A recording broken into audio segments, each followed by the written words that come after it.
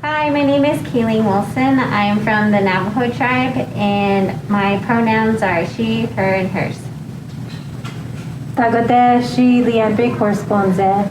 Hello, my name is Dr. Leanne Bighorse, and I am a member of the Navajo Nation and raised on the San Carlos Apache Reservation. And my pronouns are she, her, hers. Tagot Taylor Dashbidan Jonah Susan Gonza. Hi everyone, my name's Taylor Susan. I'm White Mountain Apache and I'm also Walker River Paiute from White River, Arizona. And my pronouns are she, her, hers. What does HIV mean to you? For me, I just think that it's really a sickness that sometimes you can't be able to get over, but I know with a lot of research going on, and it just seems like there's more positive outlets for people to, not be so scared of the disease, so that's what I think, definitely HIV is. It's just, for me, I guess it's something not to be scared about, but just hearing it, sometimes it kind of freaks me out for people to just live a different lifestyle.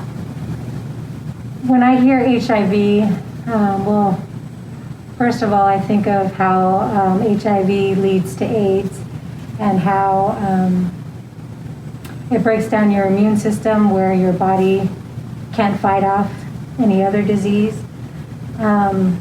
But I guess just thinking about HIV, I think of people that I've known that are living with it and what they go through. It's not an easy life. Their world has changed dramatically, and so I think about those people, and then the ignorance that surrounds it and how they're judged. When I was learning about it in college, all the statistics and videos and learning that my class had to research on, we were limited to certain resources to learn about it.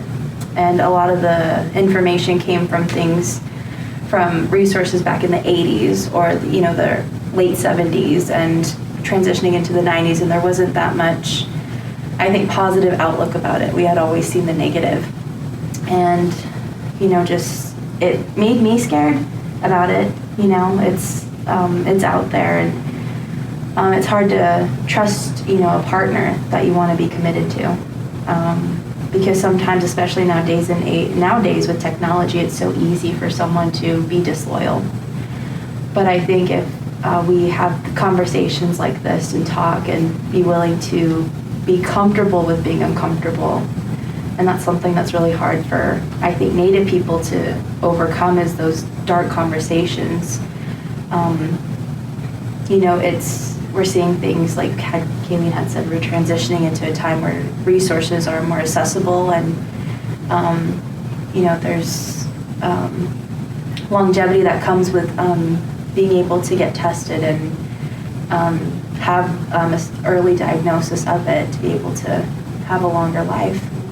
I don't fear it as much as I used to, but it's good to learn about the amazing progress that it's making to get people through healing processes too.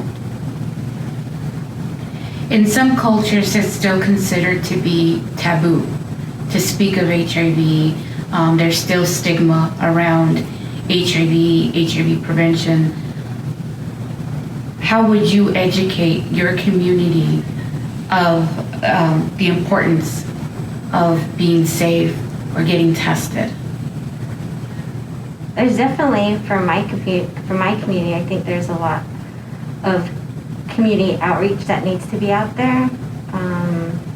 Even when I was growing up as on the reservation, I never heard of any sort of HIV awareness out there. It was just, like you said, it was a taboo, and it wasn't nobody really talked about it. Maybe that's because there was no awareness out there for sure. And so, so now when I think about it, I think there definitely needs to be more community awareness out there, especially in schools, starting like in high school, I think, out there. But I guess, yeah, it just has to start with education, and I think it should start with the youth and knowing that. Well, I definitely agree. It's creating these spaces where we can talk about these issues. It's the awareness. It's bringing that to the young people. And I can say in my community when I was growing up, there wasn't a lot of information as well. But I think in the family I grew up in, they were very direct as well. So, you know, we did have conversations, but I think one of the most important conversations that I've had is how we as people are all human beings, and it's not up to us to judge someone else, or we should never be ashamed of who we are as people, or put shame on someone else for being who they are. So it's just spreading that awareness and educating people, because what they're afraid of is what they don't know. So I think, you know, we need to have those conversations with our young people. I agree that being able to discuss something, and it's free information, you know, just like how culture should be free information. I think that when it comes to protecting yourself, especially as a Native person, protect yourself like how you would protect your culture. You know, learn about it, talk to other people about it, educate each other. Because at the end of the day, it's our responsibility to look after ourselves, but most importantly, our family members, our future generations, and our kids. And, you know, I think we're progressing into a time where it's okay to discuss those things, because we need to be able to save not only our youth and our Native people, but our culture. And that starts with taking care of ourselves and making sure that we do get tested to find those results as soon as possible. In 2018, the Brian White, the Phoenix EMA Planning Council Out-of-Care Needs Assessment identified that almost 90% of people who were newly diagnosed with HIV had heard an HIV prevention message sometime in their lifetime and never personalized it and never thought it could happen to them. What would you say to anybody that you cared about, whether it be your friend, a community member, your children, sister or brother, someone that comes to you and says, you know, I need to get tested for HIV, or can I talk to you about HIV? What would your approach be? And what guidance and would you be able to provide to them? For me, I think, because I do have a little son, and I know he eventually is gonna grow older, and I think having conversations about this, you know, at a good age for him to where he's, you know, experiencing new things, but I think just having that opportunity with him to discuss that, you know, it's okay to, you know, get tested and all that. But as a friend, if a friend were to come to me and I knew of these services that were out there that people can actually reach out and talk about issues of this and getting tested, I mean, for me as a friend, I would definitely go with them just for that support, and knowing that, you know, that I'm there for them and that I can help them in that way. For myself, or personally, I would think that I'd be as honest as I could be. And I need to make sure that I know what resources are available. I think the hardest part is having the conversation. And I say that because I think about my children and how I speak to them. But I feel like if I didn't tell them the risks and provide them with resources, then I would be putting them in harm's way myself. So I would definitely talk to them if they were being sexually active and make sure that they knew how to be safe. I think with when it hits home, it's hard, but those conversations need to be had, and it's about honesty and creating that open communication. I want them to feel like they can come to me with questions like that I'll be there to help them no matter what. So I think I want to make sure that those around me know that if they needed something, that I could be that person that they could lean on. And if I didn't know the answer, I would help them find it. I would talk to someone that knew more than me about it, and we could learn together.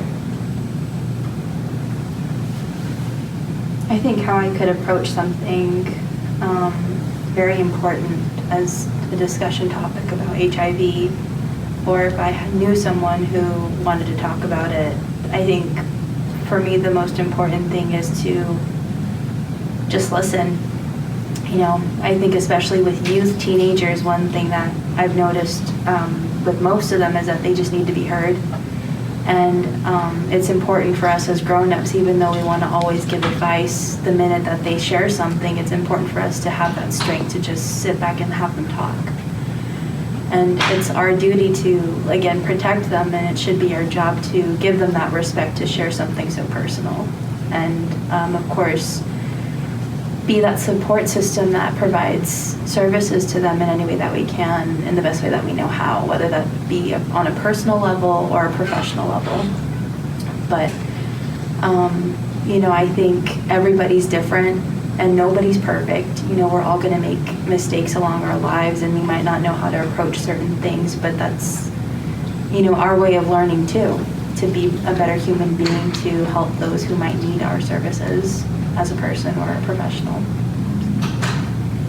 Thank you, ladies, for participating in the National Native HIV Awareness Day 2021. If you or anyone you know would like additional information about HIV testing, please email hivtesting@nachci.com.